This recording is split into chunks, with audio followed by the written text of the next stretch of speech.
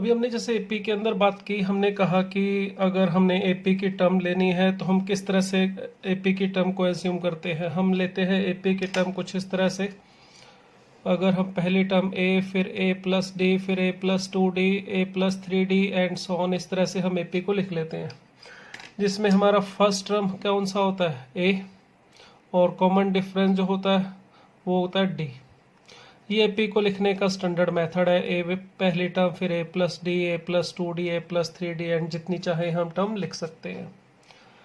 ये मेथड के अलावा हम कई बार क्या होता है, अगर हमें कुछ टर्म्स फाइंड आउट करनी है एपी में, तो एक और मेथड भी हम यूज़ कर सकते हैं जो कई बार हमारी कैलकुलेशन को थोड़ा आसान कर देता है। ऐसा नहीं है कि ये ज़रूरी है करना जो नया मेथड बता रहा हूँ, आप इस वाले मेथड से करेंगे तो भी हो जाएगा, मगर इस मेथड से जो मैं भी बता रहा हूँ उससे करेंगे थोड़ा जल्दी हो जाएगा, थोड़ा कैलकुलेशन कम होगी। मगर ये जो सेकंड वाला रूल है ये हम तब अप्लाई करेंगे अगर हमें सम गिवन होगा। अगर हमें if sum of terms is given, ये कंडीशन है इस मेथड को अप्लाई करने के लिए। क्या मेथड है, अगर हमें 3 टर्म एपी की एज्यूम करनी है और हमें उनका सम पता है, मैंने बताया जब हमें सम पता हो तभी इस मेथड को यूज करेंगे। तो उस केस में term A plus d, a plus 2d assume करने की बजाय इस तरह से एज्यूम कर लेना, ए माइनस डी पहली टर्म, दूसरी ए और तीसरी ए प्लस डी। अब ऐसा लिखने से फायदा ये होगा, अगर हमें मान लेते हैं तीनों का सम दे रखा है 15, तो तीनों का सम 15 करेंगे तो देखो सम करने से 3a इज इक्वल टू 15 आ जाएगा, तो a की वैल्यू सीधा सीधा हमें मिल जाएगी।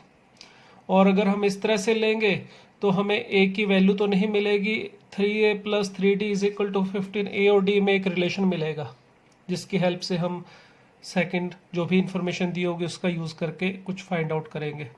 मगर इससे फायदा ये हुआ, देखिए a की वैल्यू सीधी मिल गई अगर हमें सम ऑफ द टर्म गिवन है। तो अगर सम ऑफ द टर्म गिवन नहीं है तो फिर इस तरह से एज्यूम करने का कोई बेनिफिट नहीं है। आप simply A plus d, a plus 2d, a plus 3d इस तरह से एज्यूम कर सकते हैं। और इस केस में हमने जो एपी एज्यूम किया उसकी कॉमन डिफरेंस डी है, और फर्स्ट टर्म ध्यान रखना है इस केस में ए माइनस डी लिया हमने।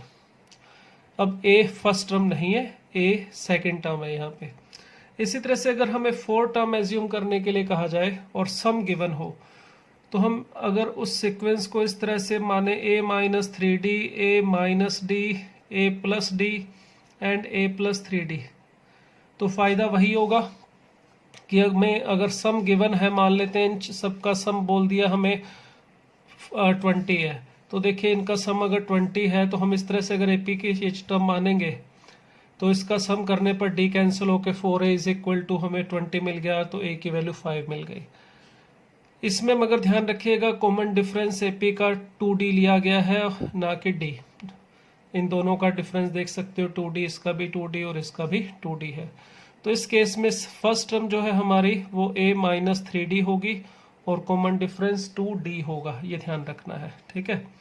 इसी तरह से फिफ्थ टर्म, अगर 5 टर्म हमें एज्यूम करनी हो तो आप पहली टर्म क्या मानेंगे, a minus 2d, then a minus d, फिर a प्लस डी, फिर a प्लस 2d, इस तरह से। ये जो 3 टर्म वाला केस था, बस यही 3 टर्म एज इट इज लिए, इधर एक टर्म लेफ्ट साइड में और एक राइट साइड में और बढ़ा दी, इधर a माइनस 2d और इधर a प्लस 2d। तो 3 वाले से 5 वाला मिला, इसी से आप चाहो तो 7 वाला भी कर सकते हो। कॉमन डिफरेंस d है, इसमें फर्स्ट टर्म हो जाएगी a माइनस 2d। आप चाहो तो 6 टर्म वाले के लिए भी रूल बना सकते हो, 3 वाले से 5 वाला बना था, उसी तरह से 4 वाले से ही 6 वाला बन जाएगा। ये जो मिडल में आपके पास 4 टर्म थी, a minus 3d, a minus D, a plus D और a प्लस 3d, इसे तो एज इट इज रखिए। और एक टर्म इससे पीछे कॉमन डिफरेंस 2d था, तो पीछे चले जाएंगे तो माइनस 2d कर दीजिएगा और यहाँ प्लस 2d इसमें कर दो तो a प्लस 5d। इस तरह से एज्यूम करेंगे हम अगर हमें 6 टर्म लेके चलना हो एपी में और सम गिवन हो, तभी इसका फायदा है, अदरवाइज कोई बेनिफिट नहीं है इसका। आप नॉर्मल तरीके से ही करेंगे अगर सम गिवन नहीं है। वैसे ज़रूरत 3 और 4 के लिए पड़ती है, इससे ज़्यादा बड़े एग्जाम्पल हमें नहीं मिलते।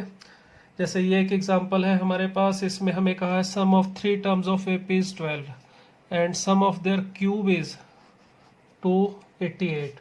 नंबर फाइंड आउट करने हैं। तो इसको देखो दोनों तरीके से करेंगे, आप ऐसे करके भी कर सकते हो और ऐसे भी, कोई फ़र्क नहीं पड़ेगा आंसर पे। अगर पहला केस करूँ, पहला मेथड करूँ मैं इसके अंदर, तो अगर मैं फर्स्ट टर्म मान लेता हूँ इसमें ये a माइनस डी, ठीक है, जो टर्म्स 3 हमें फाइंड आउट करनी है, तो मान लेते हैं लेट टर्म्स भी कौन कौन सी, a minus D, a and a plus D. अब इसका यूज करके अगर मैं इसको सॉल्व करना चाहूँ तो पहले इन तीनों का सम a माइनस डी, a और a प्लस डी, ये हमें गिवन है कितना 12। तो इसको सॉल्व कीजिए, देखो d से d कैंसिल करने पर हमें a की वैल्यू मिल रही है 4। क्लियर। अब इसी तरह से d की वैल्यू फाइंड आउट करने के लिए जो सेकंड इंफॉर्मेशन है उसका यूज करते हैं, सम ऑफ देयर क्यूब्स 288 दिया हुआ है, तो a माइनस डी का क्यूब, a क्यूब और a प्लस डी का क्यूब, ये हमें दिया हुआ है 288।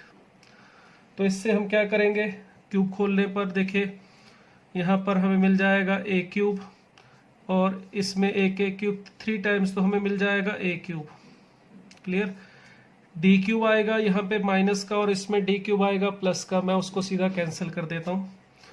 इसमें प्लस 3ad स्क्वायर आएंगे और इसमें भी प्लस के आएंगे, तो हमारे पास, और ये पूरा खोल के लिख देता हूँ, कई बार समझ में नहीं आ रहा होगा, ऐसे शॉर्ट में करूँगा। तो जिसको अगर मैं पूरा खोल के करूँ तो देखिए जो फर्स्ट हमारे पास है, तो इसके लिए हमें मिल जाएगा a cube minus D cube minus 3 a square D plus 3 a D square, ये फर्स्ट वाले को एक्सपेंड करने से मिला। इसी तरह से ये a क्यूब ये वाला तो एज इट इज, इस वाले को अगर हम एक्सपेंड करेंगे तो हमें मिलेगा a cube plus D cube plus 3 a square D और प्लस 3 a डी स्क्वायर, और इनका सम हमें दिया हुआ है 288। ये दो टर्म इसमें कैंसिल आउट हो रही है देखिए, ठीक है। और a की वैल्यू हमें दे रखी है कितनी 4, आप यहाँ पे रख दीजिएगा, सिंप्लीफाई कीजिएगा और आपको डी स्क्वायर की वैल्यू मिलेगी 4, that is d is equal two plus minus 2। आप चाहो तो एक बार पॉज करके इसमें चेक कर सकते हो, ये हमें d की वैल्यूज मिल जाएंगी। अब d की दो वैल्यूज आने का मतलब क्या है, जैसे आप पहले a की वैल्यू अपने को मिली थी 4, तो टर्म्स को फाइंड आउट करना चाहें, यहाँ लिख रहा हूँ देखिए नीचे आ रहा है, तो यहाँ पे टर्म जो आएंगी वो कौन सी थी, हमने पहले टर्म ली थी a माइनस डी, दूसरी a और तीसरी a प्लस डी। हम अगर a को लेते हैं 4 और d की वैल्यू लेते हैं 2, प्लस में जो दो वैल्यूज आई हैं प्लस एंड माइनस में एक प्लस वाली और एक माइनस वाली, दो केस बनाए, तो देखिए फर्स्ट टर्म हमें क्या मिलेगी 2, फिर 4, फिर 6। अब अगर आप a को तो 4 ही आया था और d की वैल्यू -2 ले लो तो फर्क कुछ नहीं पड़ेगा, यही 3 टर्म मिलेंगी, बट ऑर्डर जो है अपना वो रिवर्स हो जाएगा। क्लियर। तो इस तरह से हम तीनों टर्म फाइंड आउट कर सकते हैं। मैंने कहा था कि ऐसा एज्यूम करना ज़रूरी नहीं है, आप सिंपल ऐसे भी करो तो भी हो जाएगा। अब अगर इस एग्जांपल में मैं सीधा ऐसा कर लूँ a प्लस डी और a प्लस 2d, तो भी कोई मुश्किल काम नहीं है, तो भी आप इसके जो कंडीशन है फर्स्ट कंडीशन अप्लाई करेंगे तो a और d की वैल्यू तो नहीं मिलेगी, ना a की मिलेगी ना d की, मगर a plus D is equal to 4, एक रिलेशन मिल गया। इसी तरह से दूसरा रिलेशन मिलेगा a cube a plus d का cube and a plus 2d का क्यूब, ठीक है। और ये हमें कितना दिया हुआ है 288। इसको भी सॉल्व करने के लिए देखिए a क्यूब, इसको खोलने की ज़रूरत नहीं है क्योंकि हमारे पास a प्लस डी गिवन है, a प्लस डी जो 4 गिवन है, हम तो यहाँ मैं इसका सीधा 4 का क्यूब करके 64 लिख लेता हूँ, ठीक है। इसी तरह से यहाँ पर भी इसको पूरे को खोलने की बजाय a प्लस डी की वैल्यू अगर मैं 4 रख दूँ तो इसको 4 प्लस डी का क्यूब लिख सकता हूँ, ठीक है। तो इसमें बस थोड़ा सा काम लेंथी हो जाएगा और कुछ भी नहीं है। यहाँ पर आप a की वैल्यू रख सकते हैं 4 माइनस डी का क्यूब प्लस 64 और ये 4 माइनस डी का क्यूब, लगभग उसी तरह से हो रहा है जैसा हमने यहाँ पे किया था। देखो a माइनस डी का क्यूब, a प्लस डी का क्यूब, a क्यूब, कुछ वैसा ही है, ठीक है। अब आपको इसको एक्सपेंड करना है, सॉल्व करके d की वैल्यू ढूंढनी है और उसको फाइंड आउट करने के बाद आप यहाँ पे रख के इन टर्म्स को फाइंड आउट कर सकते हैं। तो मेथड में थोड़ा सा ही बदलाव आया, मगर आपको जो भी ठीक लगे इसमें से आप यूज़ कर सकते हो। इट इज़ नॉट कंपल्शन, ये कोई ऐसा मजबूरी नहीं है कि ऐसे ही करना है, नहीं तो नहीं होगा। आप इसका यूज़ करेंगे थोड़ा सा कैलकुलेशन कम हो सकती है, और कुछ ज़्यादा ऐसा नहीं है कि इसके बिना ये एग्जाम्पल नहीं होगा। जैसे एक और एग्जाम्पल देखें इसी टाइप का, उसमें देखिए हमें क्या कहा है, इसी मेथड को हम यूज़ करके भी कर सकते हैं जो भी आपको पता है, और इसके बिना भी कर सकते हैं। ये देखिए इसमें क्या गिवन है, if the fourth power of the common difference of AP with integer entries is added to the product of 4 consecutive terms, then prove that resulting sum is square of an integer। क्या कह रहा है इसमें, अगर हम किसी AP में product ले 4 कॉन्जिक्यूटिव टर्म्स का, और उसके बाद हम क्या कर दे, उसमें ऐड कर दे fourth power of the common difference, तो प्रूव करना है कि वो जो मल्टीप्लाई करने पर फिर उसमें fourth power of common difference add करने पर जो भी एक्सप्रेशन बनेगा वो क्या होना चाहिए, स्क्वायर होना चाहिए किसी इंटीजर का। ठीक है, अब इसको प्रूव करने के लिए देखिए हम 2 मेथड से करते हैं। यहाँ पर भी मेथड 1, जैसे अभी बताया कि अगर हम 4 टर्म्स को लेना चाहें एपी में तो ऐसे ले सकते हैं 4 regular term, a minus 3d, a minus d, a plus d and a plus 3d। ये 4 टर्म AP में अगर एज्यूम करनी हो तो हम इस तरह से एज्यूम कर सकते हैं। मगर ऐसे एज्यूम करेंगे तो ध्यान रखना है कि इसमें कॉमन डिफरेंस d नहीं है, कॉमन डिफरेंस इसमें 2d है। अगर ये आपने बात मिस कर दी तो फिर गलत भी हो जाएगा। हमें क्या गिवन है, product of the 4 consecutive term. चलो कोई भी 4 कॉन्जिक्यूटिव टर्म लेनी है तो मैंने ये ले ली, इनका प्रोडक्ट कर लेते हैं तो मल्टीप्लाई कर दिया, प्लस इसमें क्या करना है, fourth power of the common difference. अब इसमें ध्यान रखना कॉमन डिफरेंस हमारा 2d था, तो 2d की पावर 4 इसमें ऐड करें तो प्रूव करना है कि ये जो वैल्यू बनेगी, ये जो एक्सप्रेशन बनेगा वो परफेक्ट स्क्वायर होगा। अब इसके लिए देखो मैं इसको मल्टीप्लाई करना आसान है, क्योंकि इसको मल्टीप्लाई इससे कर देता हूँ और इन दोनों को मल्टीप्लाई कर लेता हूँ, तो मुझे मिलेगा a square minus 9d square into a square minus d square. ये मल्टीप्लाई करने में आसानी हो गई, और प्लस है हमारे पास 16d पावर 4। क्लियर। अब इन दोनों को फिर आगे मल्टीप्लाई करूँ तो a पावर 4 मिलेगा, प्लस 9d पावर 4 भी मिल जाएगा, माइनस के 10d पावर 4 मिल जाएंगे, और प्लस का ये 16d, सॉरी यहाँ पे हमने कुछ मिस्टेक तो की है शायद, यहाँ पर आ जाएगा 10a square d square, sorry a square d square, ये मिलेगा। ठीक है, और यहाँ पर हमारे पास था 16d power 4 as it is. अब देखिए क्या मिल रहा है, a पावर 4 प्लस ये 25d पावर 4 मिल रहा है, जिसको मैं 5d स्क्वायर का स्क्वायर लिख सकता हूँ 25d4 को, और minus 10a square d square जो है इसको 2 into 5d square a square ऐसे लिख सकते हैं। तो देखिए ये इसलिए लिखा है क्योंकि ये बन गया हमारा X square plus Y square plus minus 2xy, यानी a square minus 5d square का होल स्क्वायर। इसमें ये भी बोला था कि ये जो AP है हमारी, उसकी जो एंट्रीज है वो इंटीजर है, मतलब a भी इंटीजर है और d भी इंटीजर होगा। अगर सभी टर्म इसके इंटीजर में है तो कॉमन डिफरेंस भी इंटीजर ही होगा और फर्स्ट टर्म भी इंटीजर ही होगी। तो a और d इंटीजर है तो ये कंफर्म है कि ये जो अंदर वाली वैल्यू है वो इंटीजर ही है। तो देखो ये किसी इंटीजर का स्क्वायर प्रूव करना था, और वो इंटीजर जो है हमारा वो है a square minus 5d square. तो इसमें देखो हमने इस तरह से एज्यूम करके किया तो भी हो गया। अगर मैं सिंपल तरीके से करूं तो उसमें क्या है, पहली टर्म अगर a मान लूं, दूसरी a plus d, a plus 2d और a प्लस 3d, इस तरह से एज्यूम कर ले। मगर अब ध्यान रखिएगा यहाँ पे हमने जो टर्म्स एज्यूम की हैं AP में, इसमें कॉमन डिफरेंस d लिया है जबकि इसमें कॉमन डिफरेंस 2d था। ये ध्यान रखने वाली बात है, अगर इसमें गलती करेंगे तो मिस्टेक हो सकती है। इसमें गलती करने से अपना आंसर जो नहीं पहुंच पाएंगे, इस परफेक्ट स्क्वायर नहीं बन पाएगा। अगर अब हमें कहा जाए कि कोई भी 4 कॉन्जिक्यूटिव टर्म का प्रोडक्ट लेना है तो हमने फर्स्ट 4 ही ले ली, कहीं से भी ले सकते हैं। उसके अंदर हमने ऐड करना है fourth power of the common difference that is d power 4, और प्रूव करना है कि ये क्या होना चाहिए, परफेक्ट स्क्वायर। अब इसमें सॉल्व करने के लिए बस थोड़ा ध्यान रखना पड़ेगा। जैसे यहाँ पर तो बड़े सिंपल हमें पता चल रहा था भी a minus D, a plus D को मल्टीप्लाई कर लो, इन दोनों को कर लो, उससे आसानी हो जाएगी। अब इसमें थोड़ा दिमाग लगाना पड़ेगा। इसमें आप रैंडमली या इन चारों को मल्टीप्लाई करके, अगर सबको एक साथ मल्टीप्लाई करके खोल लेंगे तो ये बहुत बड़ा एक्सप्रेशन बन जाएगा। 8 टर्म्स तो यहाँ से आएंगी और +1 9 टर्म्स का एक एक्सप्रेशन मिलेगा जो कि काफ़ी बड़ा होगा। फिर उसको परफेक्ट स्क्वायर में कन्वर्ट करने में मुश्किल होगी। तो इसमें करने के लिए थोड़ा ध्यान से अगर आप करेंगे तो काम हो जाएगा। इसमें भी मैं एक काम कर रहा हूँ, इन दोनों को और इन दोनों को मल्टीप्लाई कर रहा हूँ। फर्स्ट और थर्ड को मल्टीप्लाई करने से a² + 3ad मिला, और इन दोनों को मल्टीप्लाई करने से a² + 3ad + 2d² मिला। अब मैंने ऐसा क्यों किया, इसका क्या बेनिफिट होगा समझिए ज़रा। ये a² + 3ad और इसमें भी ये a² + 3ad ये सेम मिल रहा था, इसलिए मैंने किया। किसी और को करके आप चेक कर सकते हो, ऐसा नहीं मिल रहा। अब इससे क्या फ़ायदा होगा, अगर मैं इस वाली टर्म को x लिख लूँ, किसको, a² + 3ad को, तो ये हमें मिलेगा x × x + 2d² + d⁴। ठीक है। अब अगर मैं इसे मल्टीप्लाई करूं तो x² + 2x d² + d⁴ मिल रहा है।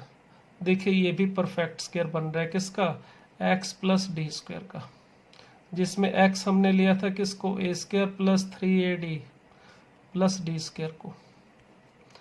तो हम किसी भी तरीके से कर सकते हैं, ऐसे भी कर सकते हैं और ऐसे भी हो जाए। ये देखिए परफेक्ट स्क्वायर बन गया इंटीजर का। अब आपके ऊपर है, आप जैसे भी करना चाहे इस टाइप के एग्जाम्पल को कर सकते हो। ऐसा करने से, इस तरह से एज्यूम करने से काम थोड़ा सा आसान हो जाता है, और ऐसा करने से भी हो जाता है मगर थोड़ा लेंथी हो जाएगा, और कुछ खास बात नहीं है। चलिए अब नेक्स्ट टाइप के एग्जाम्पल पे चलते हैं, इससे थोड़ा डिफरेंट टाइप के। देखिए कुछ इस टाइप की सीरीज हमें दी जाएगी, जैसे ये एग्जाम्पल दिया हुआ है।